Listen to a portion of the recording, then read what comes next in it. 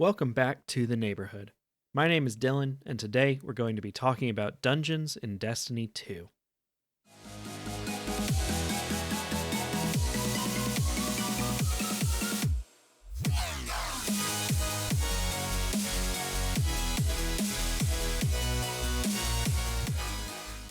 There are a ton of different things that you can do in Destiny 2, from playing through campaigns, to PvP, to fishing. One of my favorites, though, is the dungeons. To me, they provide a fun challenge with some interesting mechanics outside of just shooting a lot of enemies. Now don't get me wrong, you'll still be doing a ton of shooting, but the dungeons add more into the mix. At their core, dungeons are player versus environment challenges that are more intense and complicated than the strikes and campaigns, but also don't require the same level of commitment and knowledge that the 6-person raids do. This makes them a nice middle ground for those players looking to branch out from the easier content without having to find a coordinated team of 6 players and know all of the mechanics. This video is meant to help you get started in running dungeons, so if you've got questions, feel free to ask them in the comments. And if you're a Destiny veteran, feel free to offer some encouragement and tips too. First, we'll talk about all of the different dungeons and what pass or expansion in Destiny's convoluted system you need to play them. Then, we'll talk about their difficulties and break down which ones will be easiest to learn. Finally, we'll talk about actually finding a group and some general tips. There are 7 dungeons available in Destiny 2, with another being added sometime in late 2023. For the past couple of expansions, there have been 2 dungeons added throughout the year, so depending on when you're watching this, there may be several more dungeons that I haven't covered. There is currently one dungeon that is free, called Prophecy. This is a trippy dungeon set in the 9 realms with mechanics that revolve around light and dark. If you're interested in trying out a dungeon experience without having to invest in the expansions and passes that unlock the rest, this one will give you a taste. The Shattered Throne dungeon comes from the Forsaken expansion and allows players to go to Mara Sov's throne world to discover the source of the Dreaming City's corruption. It was the first dungeon introduced to the game, so the mechanics are a little sparser and the weapons and armors are not unique, but it does give you access to the Wish Ender quest to earn the exotic bow. The Pit of Heresy comes from the Shadowkeep expansion and tasks Guardians with traveling deep into the Scarlet Keep to stop the Hive rituals.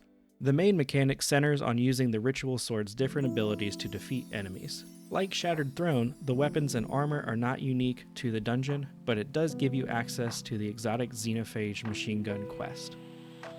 Grasp of Avarice comes as part of the 30th anniversary pack and has a pirate theme where you are tracking down the treasure of some guardians that were tainted by greed.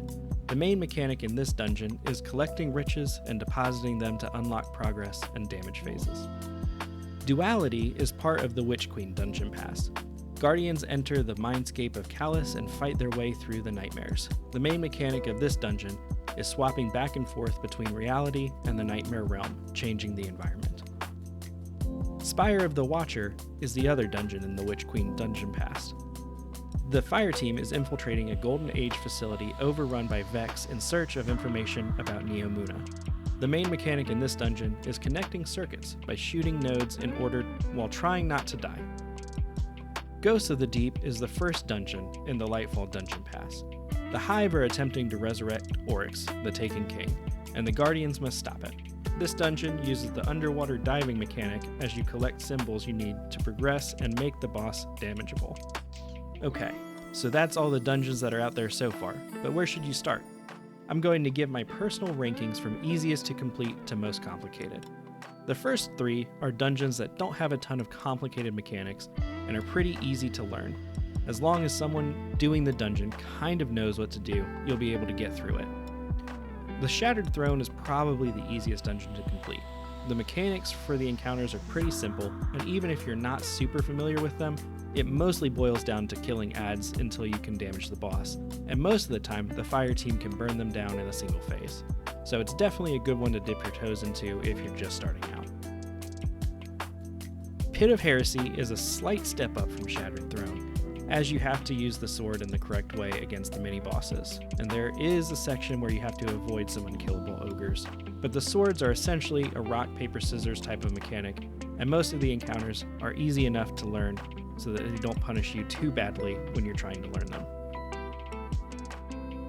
Grasp of Avarice is a really fun dungeon with simple mechanics. Essentially, you're collecting golden engrams and depositing them into a crystal to weaken the boss so that you can damage them. There is a sparrow racing section that can be a little tough on newer players, but overall, Grasp of Avarice is a great one to learn on. The next couple of dungeons are a bit more complicated, but don't let that scare you off. The mechanics aren't too difficult, but knowing how to do them will really help your team out. Spire of the Watcher has a really cool mechanic in my opinion. You have to get a buff and then shoot nodes in order to create a circuit. While it's not absolutely required that you know where the circuits are so that you can help out in completing them, and just clearing the ads can be a huge lifesaver, if you can assist your team with the circuits, it'll make the dungeon go smoother. Prophecy isn't too complicated either, but understanding the light and darkness mechanic helps a run go much more smoothly. If you're making the enemies drop the wrong kind of motes, you could be hampering your team's progress, so you probably want to at least understand the dungeon enough that you aren't hindering things. It is pretty easy to get a grasp on though. The final couple of dungeons, in my opinion, pretty much require you to understand how to do everything, as you won't be able to contribute to the team if you aren't doing the mechanics of the dungeon. You'll definitely want to watch a video or be run through the dungeon by someone teaching you how to do it. Duality has a pretty cool mechanic where you can go back and forth between the Nightmare Realm, but doing this kills anyone not within a certain radius of the bell you ring to swap. So someone unfamiliar with this mechanic could actively be killing their team as they change back and forth. Plus, the final boss requires you to be working together to get a buff in order to damage them. Don't be too afraid, it's not too hard to learn, but it definitely requires more focus than some of the other dungeons on this list. Ghosts of the Deep is the newest dungeon, and in my opinion, is the most complicated. The underwater sections can be frustrating if you are hogging all the air bubbles, since they are shared amongst your team, and the final boss requires a decent amount of teamwork, as you'll have to be working together to find the right symbols and set up for a damage phase. I would definitely recommend going into this one with someone to teach you or having watched a video or two explaining it. Alright, so you've chosen a dungeon. What next? Next, you need a group. Technically, all of the dungeons are doable solo, but it sure is more fun with a group. You could go in solo to just the first encounter just to get an understanding of the mechanic of the dungeon, but I'd recommend trying to clear them with others your first time. There currently isn't matchmaking for the dungeons, so if you want to find other Guardians, you're going to have to either play with friends, clanmates, or use Bungie's app. Within the app, you can tap on the Fire Teams tab and then filter it down to the specific dungeon you want to do.